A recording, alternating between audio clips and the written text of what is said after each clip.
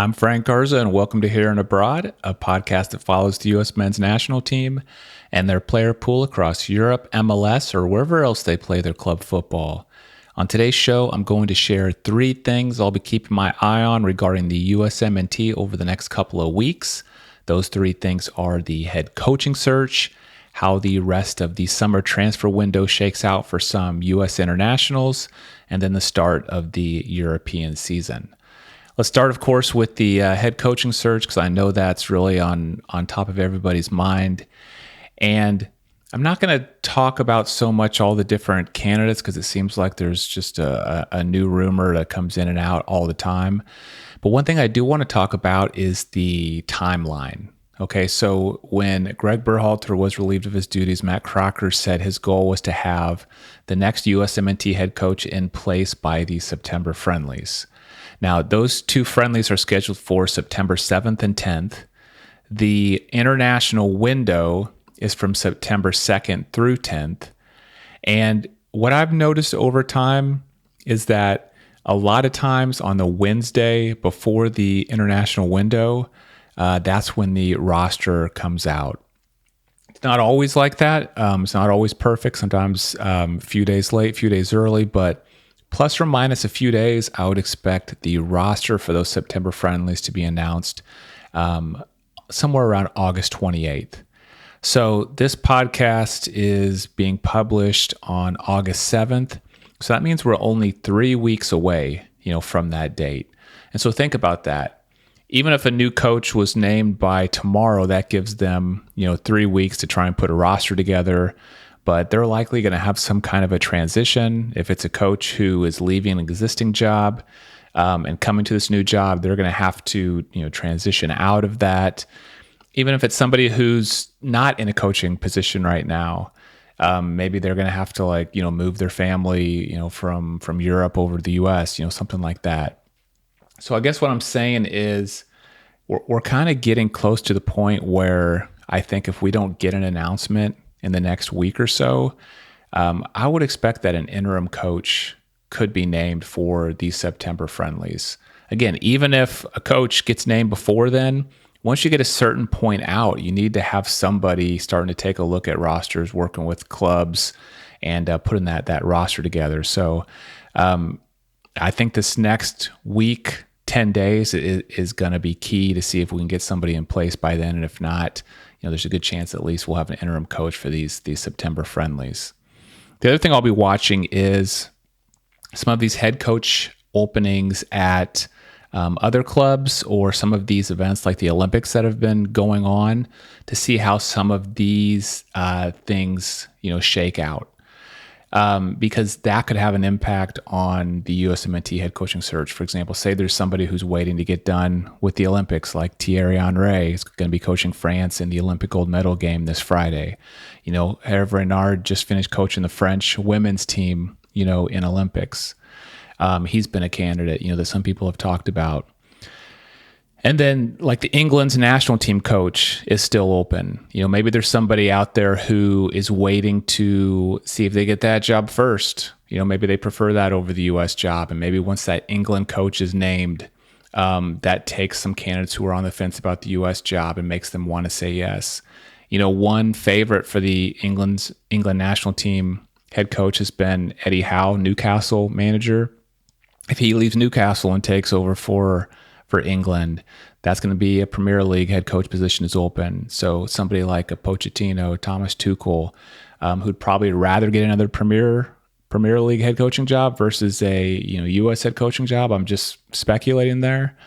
Maybe that helps clear out the picture. So I'm just saying as once some of these events end and maybe some of the other head coaching vacancies get filled, that might help the dominoes kind of fall in place and help us get closer to getting somebody named.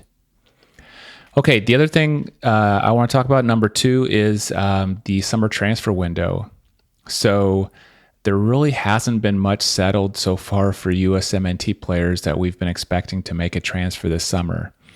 And we don't have that much time remaining in the transfer window for the top 5 leagues in Europe. The window ends on August 30th. For the Dutch league, it ends on September 2nd. And then for MLS, the secondary transfer window closes on August 14th, so in about a week here. So, I look at the Copa America, the 11 that started for the USMNT in the Copa America, and there's really 3 names from the starting lineup that still have their futures a little bit uncertain. Weston McKennie, Giovanni Reyna, and Matt Turner. Heard pretty strong reports that McKennie's not going to be going back to Juventus, or that Reyna's not going to be going back to Dortmund. Turner's been in the news recently with some potential moves to the Bundesliga. But, that's 3 starters right there that we don't know where they're going to be playing their European football. So really excited to see if we can get some clarity on that in the next couple of weeks.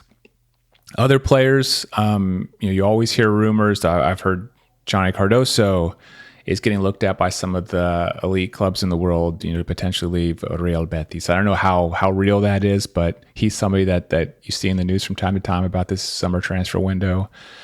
Griffin Yao is a guy who had a really good Olympics, I think.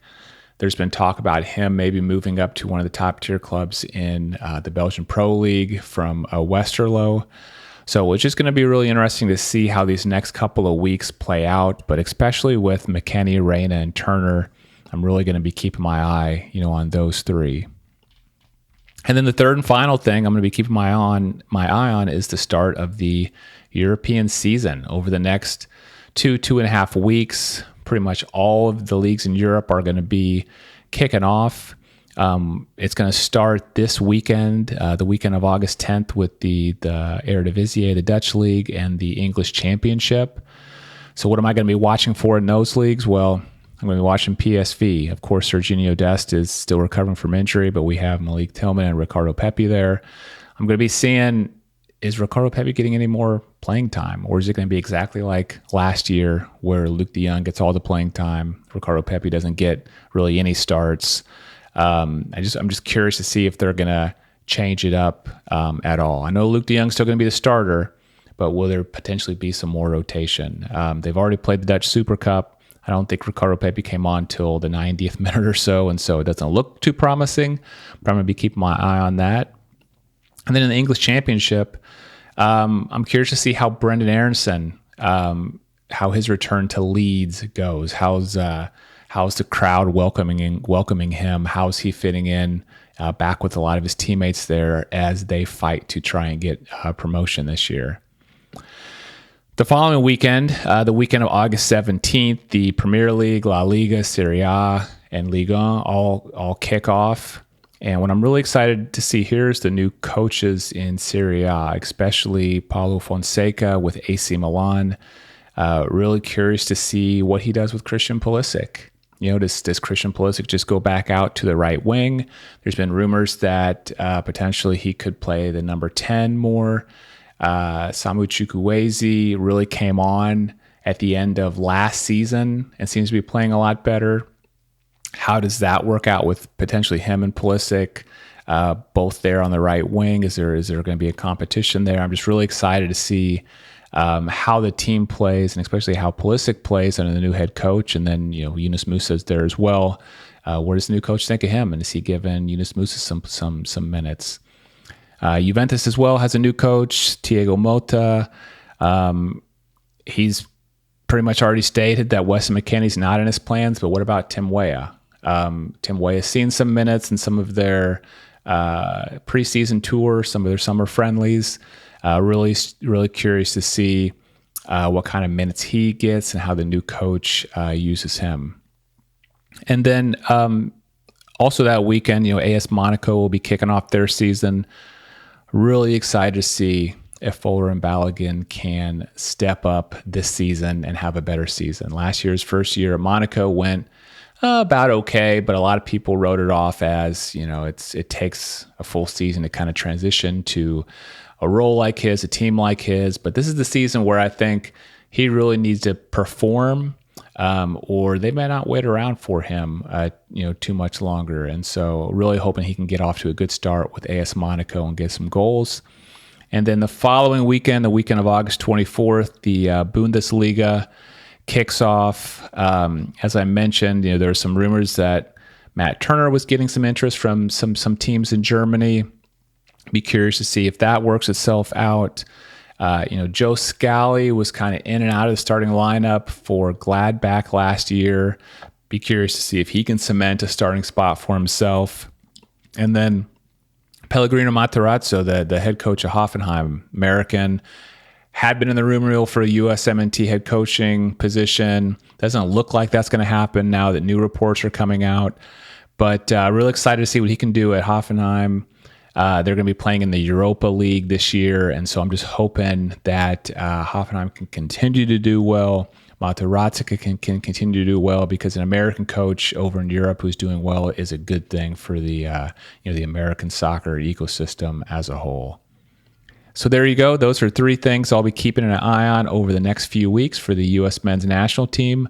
Thanks to everyone for listening to Here and Abroad. If you enjoyed the episode, please do me a huge favor and hit that subscribe button if you're watching on YouTube, or that follow button if you're listening on Apple Podcasts, Spotify, or somewhere else.